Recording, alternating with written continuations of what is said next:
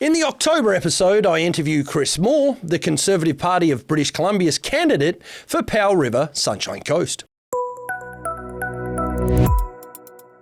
As a long-time resident of the Sunshine Coast, the future of the region is of paramount importance to Chris Moore.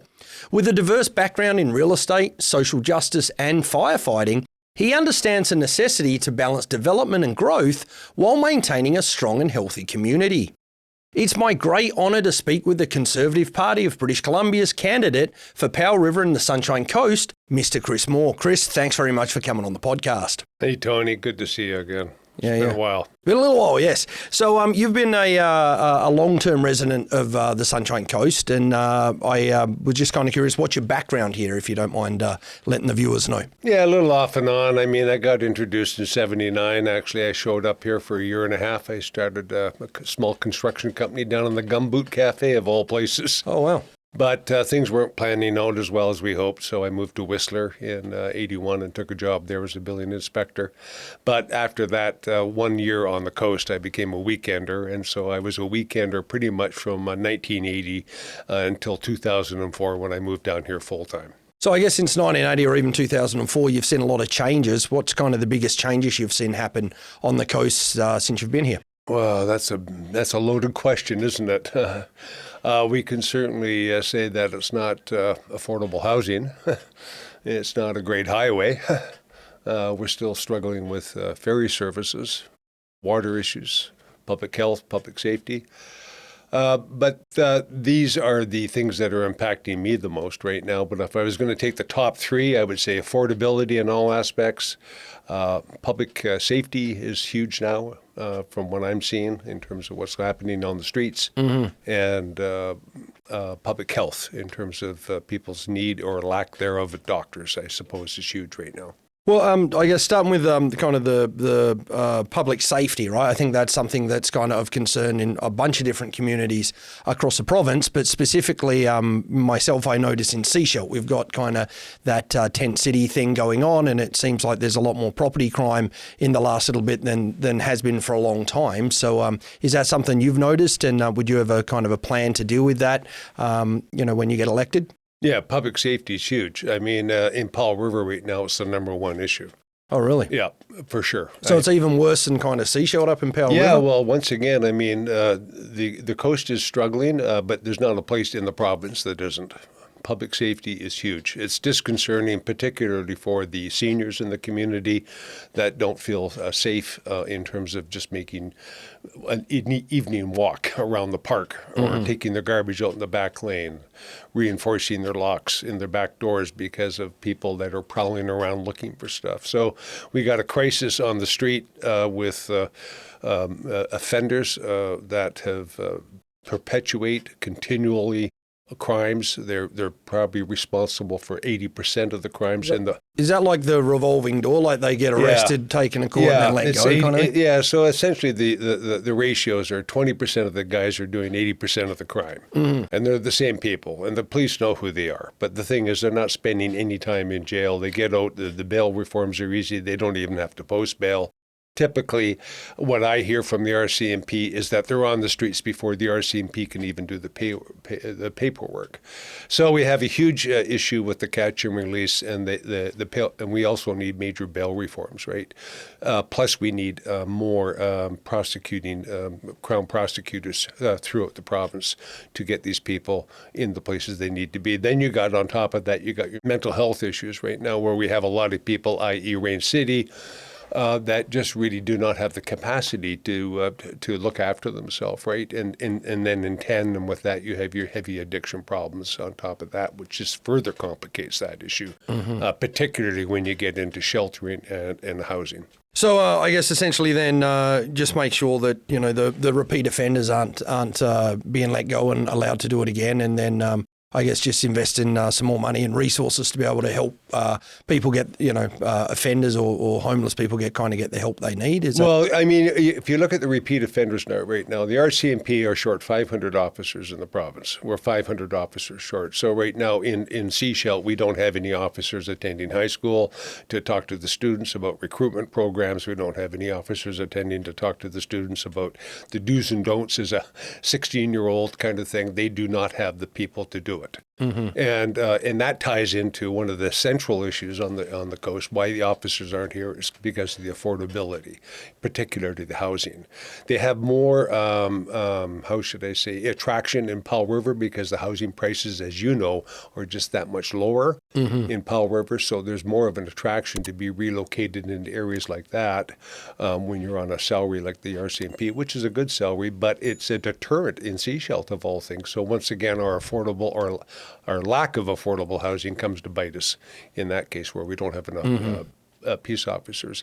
The mental health issue is a whole other ball of wax. I mean, what's happened is we've been downloaded from the provincial government, and they've punted a lot of these people down into the communities, and they've left the municipalities with picking up the operational costs on this. As much as they may provide the initial shelter, it's the ongoing operational costs that the municipalities are struggling with right now.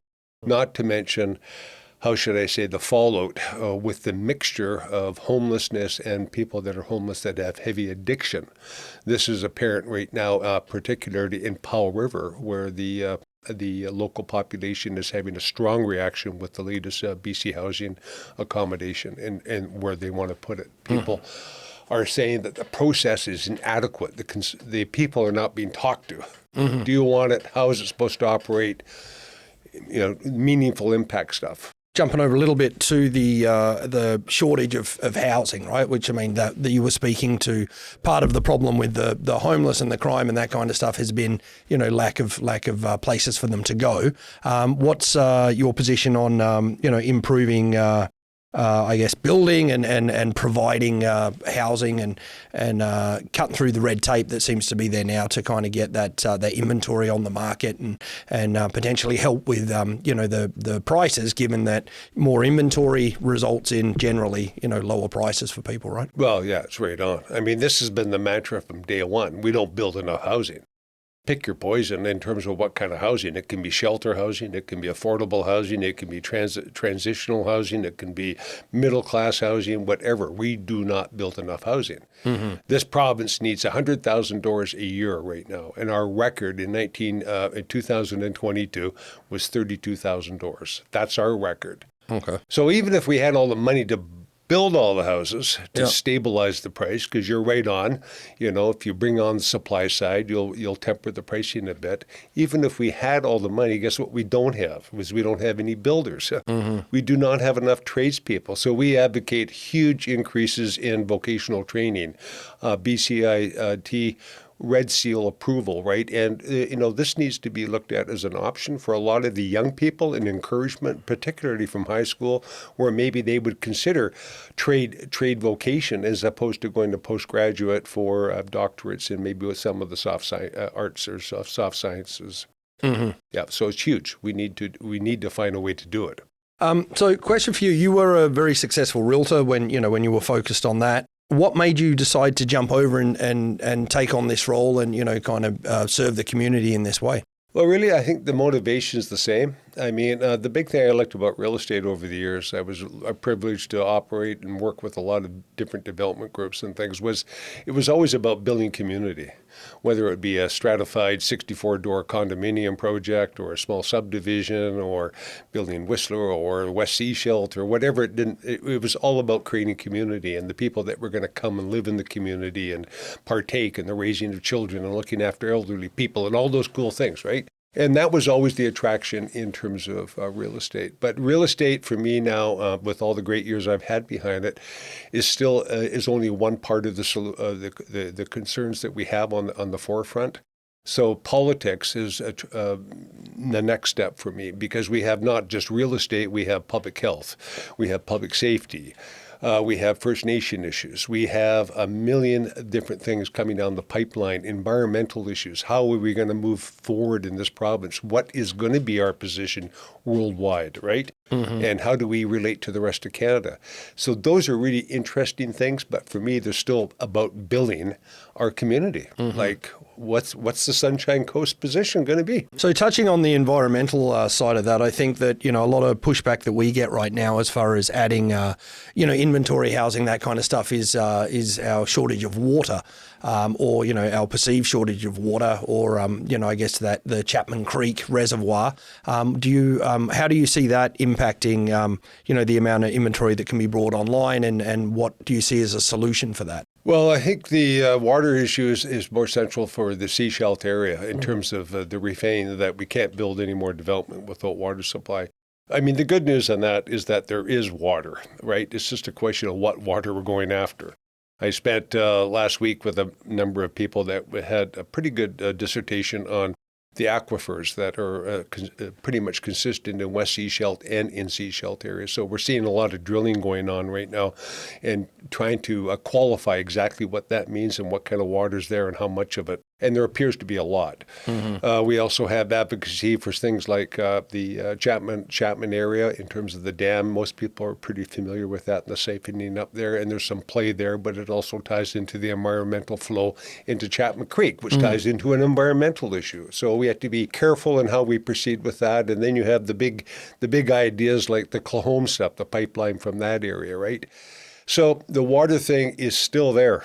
I mean, that's the bad news is, but the thing that is always interesting for me is the number of people in this community that seem to have a lot of really interesting ideas, and there's a solution here, but we just don't seem to have pulled together the political will at this point to go after it. Sorry, and is that kind of when you position yourself, you said you're an environmental realist kind of thing, is that kind of, you mean you see environmental problems and try to, kind of use your resources to address them as opposed to having kind of an upfront kind of laid out sort of plan? Or can you elaborate on that position a little bit? Well, environmental realism, I suppose, is the fact that we as humans live on the planet. And we all knew from the day we could walk and throw a gum wrapper on the ground that maybe that wasn't the greatest thing. And that every time you got into an automobile at any point in your life, you kind of wondered where the exhaust was going. So we do have a negative effect on the environment, on the planet. There's no way about that. But the fact is you've got 8 billion people on the planet going to 10 or 12 billion people that all want the same things that we got. So what's going to be our role and how do we move forward? BC is a great example. BC can have a huge impact in terms of reducing global emissions if we ever created the will to go after it, and that would be through the reduction or the elimination of coal burnt worldwide, which is the biggest polluter there is. What's the solution? It's LNG, and yet we don't want to talk about that, or some groups don't want to talk about it, but it is a really positive step towards reduction of global emission, which is what we're talking about. When I talk environmentally, if you want to play, let's go to the big ring, okay? Let's go to the major leagues and really punch above our weight. What can BC do to impact or reduce emissions? Get people off coal. We can do that. And the same thing is applicable locally, but like with the water issue. There's no perfect solution. No perfect solution. There's ones that mitigate and reduce the environmental impact, but there is going to be something. But we can take real good concrete steps on how we're going to mitigate that. The other component in that, for me, would be forest management stuff. Like, how do we practice forestry, right? Repairing setbacks. How do we look after the forests, yet we still want to have a renewable industry that we can harvest and create good jobs with, and why not produce great wood for the world market? We can do both. Taking another little jump somewhere else is you've always been a very a proponent for better ferry service. My personal view this last summer is that they've done a much better job. Like I found with the ferries, like being more frequent and that kind of stuff, there was more on time, that kind of thing. But obviously with the population here increasing, there's got to be some stuff done to kind of maintain that and continue to improve. So what do you see, it's the main thing that needs to be done with the ferries? Well, I think the first thing is that I give accolades and full compliments to the staff on BC Ferries. I travel a lot on the ferries, particularly now I'm going to Powell River. I'll tell you, I can't say enough about the people that are... Do you guys get special passes, like you're always at the front, and free meals and everything? Is that... Not yet. I didn't hear about that. I know for realtors they do that, but I thought a politician realtor, they got to give you the best treatment ever. You know, but it is. They take great pride in their work. And I got to tell you, that ferry I love up the Powell River, Sultry Bay, Earl Cove Ferry. It's a beautiful ferry, right? It's a nice ride as well, yeah. It's a beautiful ride. I mean, I can sit in my car and I could truck and scenery and I can do some work. And, you know, I mean, the only negative thing I got to say is no Wi-Fi, right? But anyway, I can still live with that. But BC Ferries, it's important that people understand, take their commands from Minister of Transport and Minister of Finance in terms of frequency of ferries and stuff like that. So we need to let BC Ferries run, but we also need to see increased service, particularly the Langdale Horseshoe Run. So I think what we're seeing right now, or at least what I'm hearing, is we need the two ferries. There's no question, and that possibly they would be more nimble, quicker, faster, maybe 160, 170 cars. So think of the Earls Cove ferry is 120 car, another 50 vehicles. We might also be looking at moving transport trucks and stuff like that at night. So we kind of get rid of that stuff during the day and more frequent, like the old days when they had the baked potato and the chili on the potatoes, right? Mm-hmm. Remember that? Yes. So do I. My favorite thing. Yeah, it was good. Yeah, bring that back. And and then we need upgrades. So like the Earls Cove ramp needs to be a double improvements there. We need improvements at Langdale. We need preferred boarding or reserved boarding from people that are on medical, particularly if they're going to Vancouver. People don't realize that a lot of people from Powell River have to go to Vancouver because they tie into coastal health. They can't go to the island, Comox, Courtney. So they got two ferries. So in tandem with that, we want to see them getting kind of, if they're coming from Sultry Bay to Earls Cove, they get a reserved spot at the Langdale boat. And if you're on medical, like you or me or something like that from Gibsons, you get a reservation. Mm-hmm. So there's some improvements we can do, but we really need to focus on a more seamless continuity and regularity.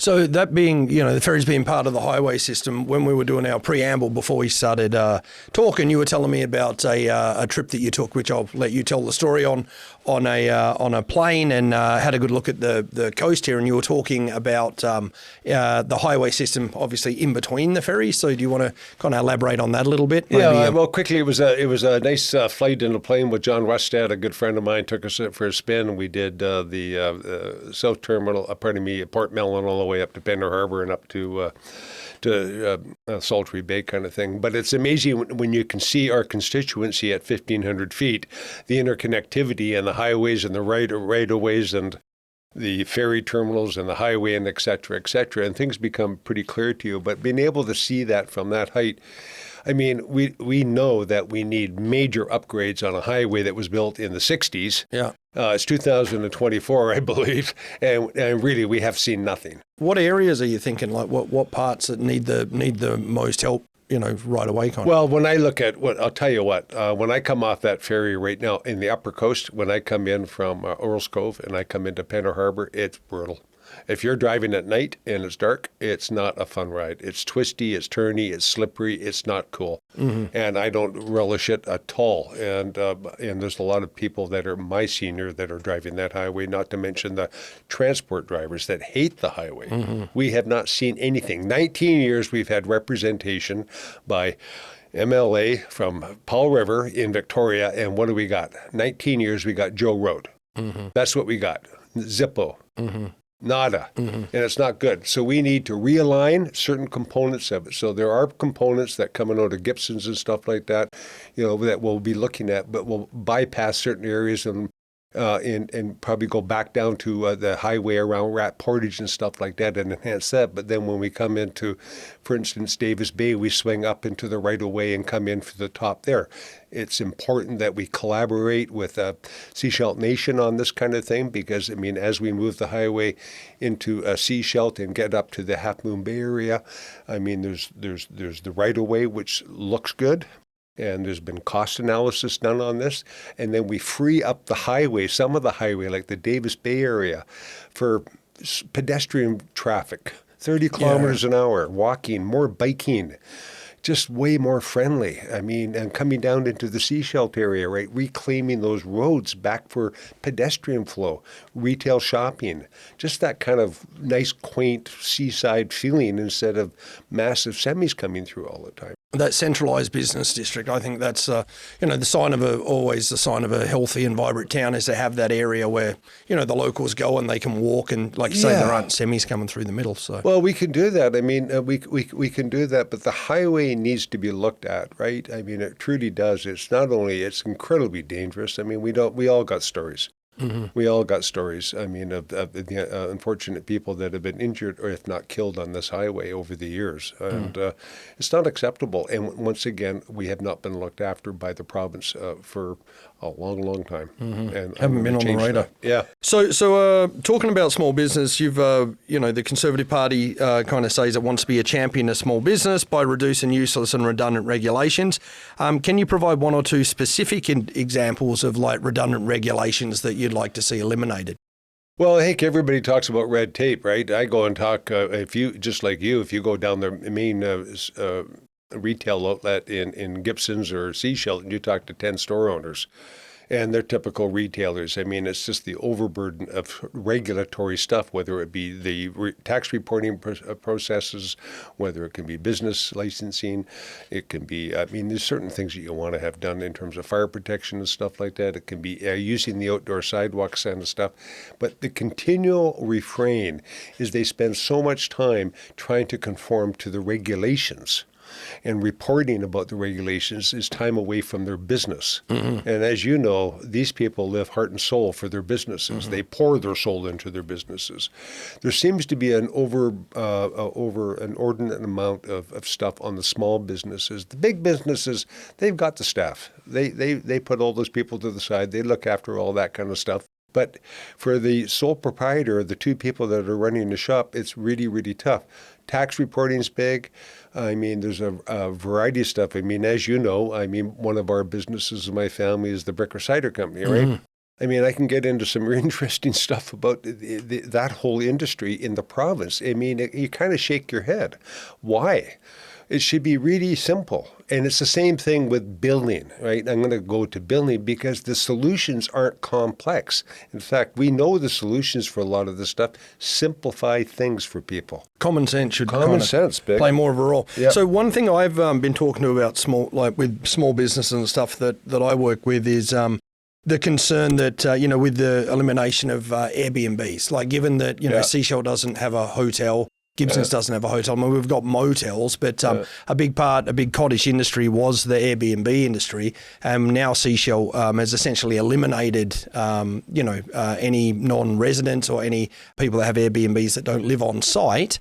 And then, that's had an impact on availability of accommodation. And then as a trickle-down effect, you'd assume that's hurting local businesses if they're not getting the same amount of tourists through because they've got nowhere to stay. So, what's a Conservative Party's position, I guess, provincially on Airbnbs, and are they, is there any changes coming on that front? Yeah, there's no question that we, as the Conservative Party, don't feel the province has any role in that in terms of restricting a short-term accommodation. That if there is going to be restrictions or bylaws put on short-term accommodation, that should drill down to local government. They're the best people to decide whether it's appropriate or not appropriate. So like a complaint-driven system, like if you're, having Airbnbs and people are partying and there's a complaint, then bylaws will get involved. Yeah, well, I think that's the way how you govern it. I mean, you know what? If Chris is going to have a short-term accommodation and I've got people cannonballing at 2 o'clock in the morning and making a lot of noise, they revoke my business license and I'm done. Mm-hmm. I'm done like dinner. I mean, you cannot practice, right? Otherwise, you're going to be subjected to fines. We have lots of examples of that worldwide where it's just, there's no tolerance. Going back to your question, though, the province shouldn't be involved. It should be the municipality. So in this case, the District of Sechelt decided to to restrict the short-term accommodation in the absence of the owners living on the property. I don't necessarily agree with that, right? Because we certainly know that because of the lack of short-term accommodation in places like Sechelt, I can tell you, you talk to any retailer, any food and beverage operator, anybody related to retail sales of product or service, they're down this year. And they attribute that directly to the lack of people coming up for the long weekend. People don't think it's big, but I'll tell you what, if you've got a small industry and you're waiting for that long weekend and you go from double up on your gross income on that 3 or 4 day period, it's huge in terms of the survival. So that baby was thrown out with the bathwater in terms of trying to appease people regarding the affordable accessibility for a full-time accommodation. So it needs to be looked at, but it ultimately is the responsibility of the local government. With people moving here, and you talked about this earlier, the kind of healthcare crisis, because I know that for myself, I was on a waiting list for about 2.5 years to get a family doctor. And fortunately, recently just got one. But the majority of people that I know that have moved here within the last 15 years don't have a family doctor. Yeah. So is there any policies that are going to be brought in by the Conservatives to kind of assist with that, or where are the doctors going to come from that we don't have right now? Yeah, so you're right on. Okay, for number one, there's 1 million people in the province with no doctors. There's 4,000 in Sechelt alone with no doctors. Holy smokes. So on Saturday, I went to the walk-in clinic. I didn't realize this.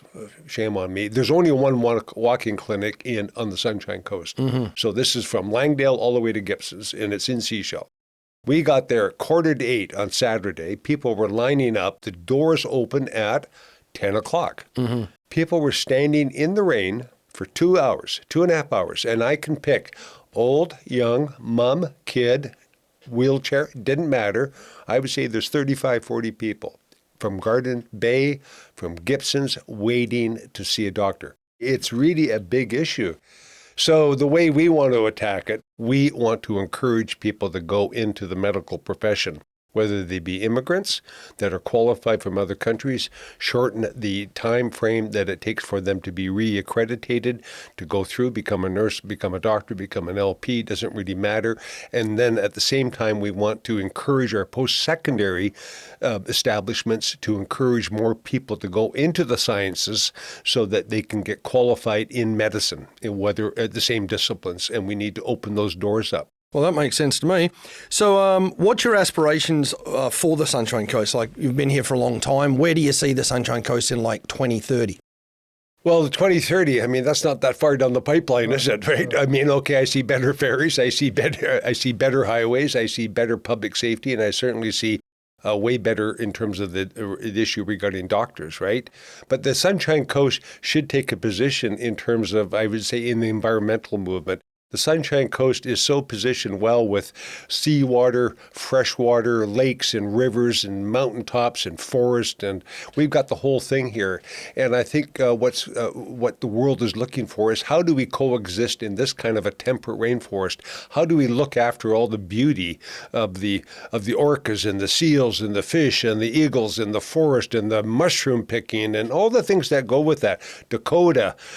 How do we do that, and yet we still sustain a good, vibrant, prosperous life for us? That's the challenge, but I think personally that this is the opportunity that we lead the way. Well, I've really appreciated you coming on the podcast. I've known you for quite a few years now. I've always looked up to you. You've always been very successful and accommodating and helping people, and I think it's a good fit for you to step into this public office, and I wish you the best of luck. Is there anything we didn't talk about that you'd want to, kind of talk to the viewers and get across? Yeah, I think you pretty much covered it off, Tony. I mean, those are the big stuff, right, in terms of what we're seeing right now. But the thing that's really encouraging for me right now is the number of millennials that I see coming to the conservative side and demystifying what it is to be a conservative. A lot of people have really felt over the years that we're anti this and anti that. We're not by any stretch, right? I mean, what we are about is we don't want to have government running our lives and dictating to us how we live. Most of us have that common sense on how we want to move forward, right?